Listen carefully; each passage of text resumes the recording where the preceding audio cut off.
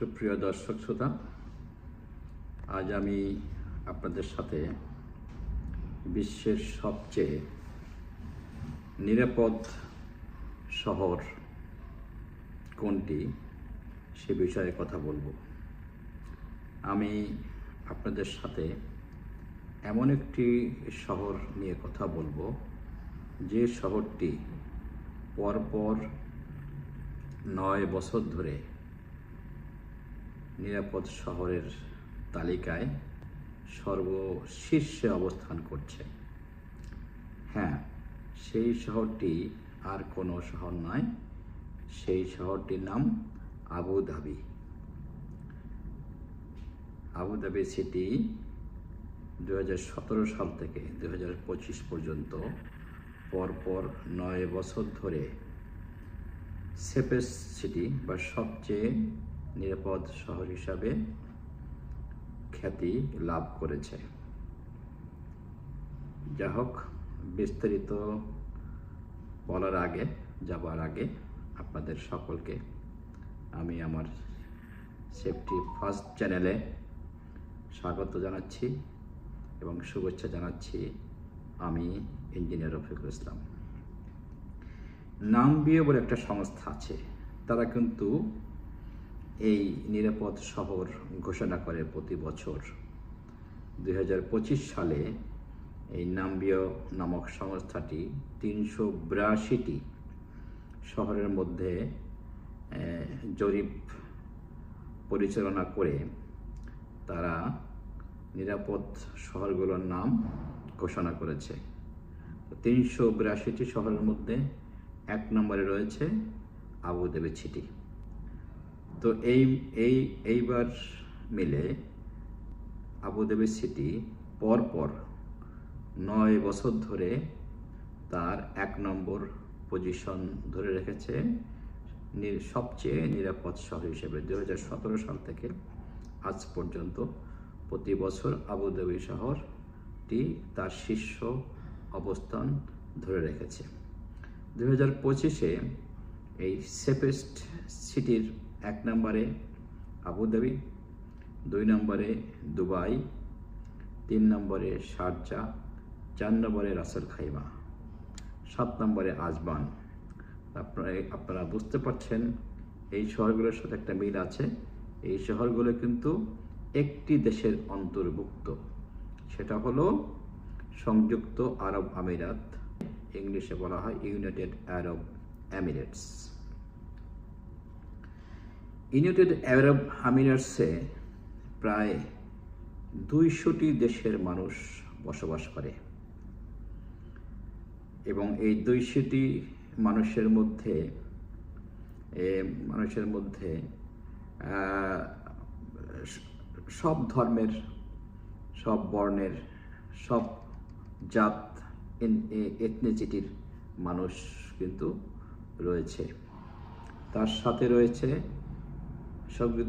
সংযুক্ত আরব আমিরাতের নিজস্ব জনগণ বা ন্যাশনালস বলা হয় তাদেরকে।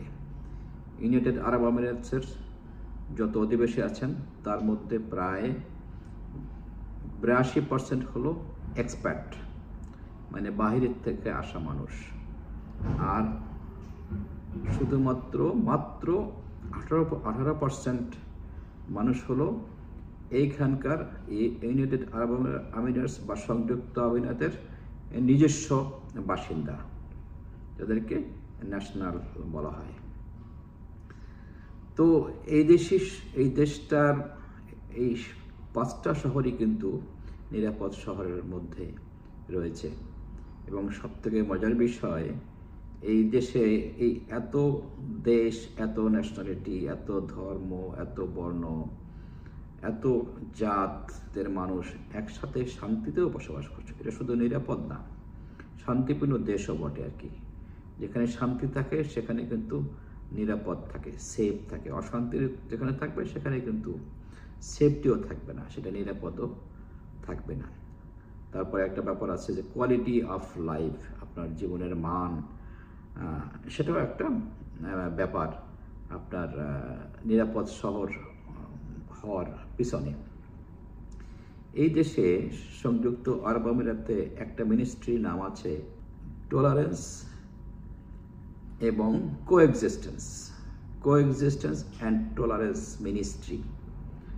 তার মানে টলারেন্স মানে সহনশীল, কোএক্সিস্টেন্স মানে একসাথে থাকা।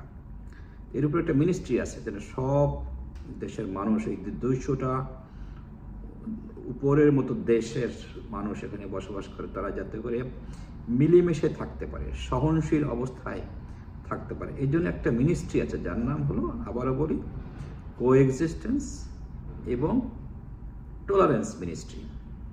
শুধু তাই না, এই দুবাইতে একটা মিনিস্ট্রি আছে যার নাম হলো হ্যাপিনেস মিনিস্ট্রি। এখানে কিন্তু হ্যাপিনেস মিনিস্ট্রিও আছে। তার মানে কতটা গুরুত্ব দেওয়া হয় এই হ্যাপিনেস এবং মিলেমিশে সহনশীলভাবে থাকার জন্য, তারা মিনিস্ট্রি পর্যন্ত করেছে। তো এই বিষয়টা সবার আগে আলোচনা করা দরকার যে একটা দেশ যদি নিরাপদ হতে হয়, সে দেশটা কিন্তু শান্তিপূর্ণ হতে হবে, তাদের লাইফ কিন্তু কোয়ালিটি সম্পন্ন হতে হবে। এবার একটু আবুধাবি সিটির কথাই বলি, যেহেতু এটা সেফেস্ট সিটি হিসাবে এটা খ্যাতি পেয়েছে এবং 9 বছর ধরে। এর পিছনে রহস্যটা কি? একটা সিটি যদি নিরাপদ হতে হয়, সেখানে কিন্তু সেই সিটিতে কিন্তু একটা সঠিক নগর পরিকল্পনার মধ্যে থাকতে হবে। যদি একটা আদর্শ নগর পরিকল্পনা দেখতে চান, তারা যেন আবুধাবি শহরটি এসে দেখে যান। এখানে কিন্তু পাবলিক ফ্যাসিলিটি বলতে যা বোঝায় সব কিছু আপনার হাতের নাগালেই পাওয়া যাবে। এর মধ্যে আসে ধরেন মোবিলিটি বা আপনার পরিবহন প্রাপ্যতা। আপনি যে কোনো স্পট থেকে আপনার হাতের নাগালেই কিন্তু আপনি পাবলিক ট্রান্সপোর্ট বা প্রাইভেট ট্রান্সপোর্ট আপনি পাবেন। এখানে জনস্বাস্থ্য যদি বলি, জনস্বাস্থ্য সুরক্ষিত, বিশুদ্ধ পানি, বিশুদ্ধ বাতাস এখানে সম্পূর্ণ বিদ্যমান এখানে, যার ফলে একটা সুস্বাস্থ্য বা জনস্বাস্থ্য নিশ্চয়তা কিন্তু এখানে রয়েছে। এখানে ট্রাফিক ব্যবস্থা খুব স্মার্ট। আপনি রাস্তাঘাটে সিগন্যাল ছাড়া কোনো আপনি ট্রাফিক জ্যাম আপনি দেখতে পাবেন না। সো স্মার্ট সিগন্যালিং সিস্টেমের মাধ্যমে এখানে ট্রাফিক নিয়ন্ত্রণ হয়। তারপর আসি পরিষ্কার পরিচ্ছন্নতা বা ড্রেনেজ সিস্টেম। এখানে কিন্তু কোনো ধরনের আপনি খোলা ড্রেন কোথাও দেখতে পাবেন না।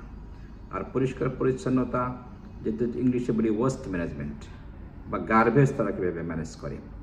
আপনি এখানকার মানে পলিসি হলো, আপনি শুধু আপনার গার্বেজই দেখবেন যেটা আপনি তৈরি করছেন, আপনি অন্যদের গার্বেজ দেখবেন না, কোথাও দেখবেন না, আপনার বিল্ডিংয়ের মধ্যে না রাস্তাঘাটে। এখানে সমস্ত গার্বেজগুলো মানে ম্যানেজ করা হয় ঢাকনা অবস্থায়। সবসময় আপনি ঢাকনা থাকবেন, ওয়েস্ট স্কিপগুলো সব ঢাকনা থাকবে। কোনো ঢাকনা খোলা কোনো গার্বেজ বা ময়লা আপনি কোথাও দেখবেন না। এবং সেগুলো যখন ক্যারি করবে গাড়িতে, তখনও ওই গাড়িগুলো কিন্তু আপনার সম্পূর্ণ ঢাকা থাকে। কোথাও কোনো এই যে পশু পাখি বা মাছি বা মশা মানে এই গার্বেজের উপরে পড়ে আছে বা খাচ্ছে, এটা আপনি কোথাও দেখবেন না। যেটা আবারও বলছি, যার ময়লা সে দেখবে, সে অন্য কারো ময়লা সে ঘরে হোক আর বাইরে হোক কোথাও কিন্তু দেখবে না। অর্থাৎ পরিষ্কার পরিচ্ছন্ন দিক থেকে কিন্তু এর অবস্থান কিন্তু সর্বাগ্রে, মানে কোয়ালিটি লাইফ যদি বোঝানো যায়, সেটা কিন্তু এখানে ঠিকমতো মেনটেন করা হয়। সিটি গভর্নমেন্ট বা মিউনিসিপ্যালিটি এটা খুব সুন্দরভাবে এটা ম্যানেজ করে। তারপরে বলবো রাস্তাঘাট, ফুটপাথ। এখানকার আবুধাবি সিটির ফুটপাথ রাস্তার থেকেও চড়া। মানে আপনি মনের আনন্দে আপনি ফুটপাথে চলাফেরা করতে আপনি ইচ্ছুক হবেন, আপনি উৎসাহী হবেন, আমি এইখানে একটু হাঁটি। ফুটপাথ এত পরিষ্কার, এত প্রশস্ত, আপনার ঘরও এত পরিষ্কার না যতটা এখানকার ফুটপাথ পরিষ্কার। এখানে আপনার সবুজ ও বিনোদন পার্ক আপনি পাবেন। এখানে হাঁটার ট্রাক আছে, সেটা সবই পরিষ্কার পরিচ্ছন্ন, ছিমছাম, টিপটপ। যেটা বললাম যে কোনো ময়লা কিন্তু বাইরে দেখা যাবে না, সব ময়লা কিন্তু সঠিকভাবে রাখার ব্যবস্থা আছে এবং সেটা ঢাকনা অবস্থায় থাকবে, খোলা অবস্থায় না। এখানকার হাইজেনিক অবস্থা ভালো। আপনার মানসম্মত রেস্টুরেন্ট আছে, রেস্টুরেন্টের খাবার দাবার মানসম্মত এবং স্বল্প মূল্যে কিন্তু এখানে রেস্টুরেন্টে খাবার পাওয়া যায়। অতএব স্বাস্থ্য দিক থেকে, হাইজেনিক দিক থেকে এটা একটা উন্নত জায়গা, উন্নত শহর। তারপরে আপনার এখানে মেরিন ট্রাক আছে, সেখানে সাইকেল ট্রাক আছে, আপনার সমুদ্রের পাড়ে সুন্দর করে কর্নিশ করে হাঁটার ব্যবস্থা, সাইকেলিংয়ের ব্যবস্থা, আপনার এক্সারসাইজ করার ব্যবস্থা।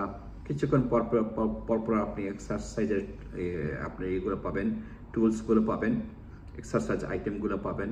কিছুক্ষণ পরপর আপনি আপনার এই যে খাবার, পানি বা বিশুদ্ধ পানি অথবা কিছু হালকা খাবার খেতে চান, ভেন্ডার মেশিন আছে।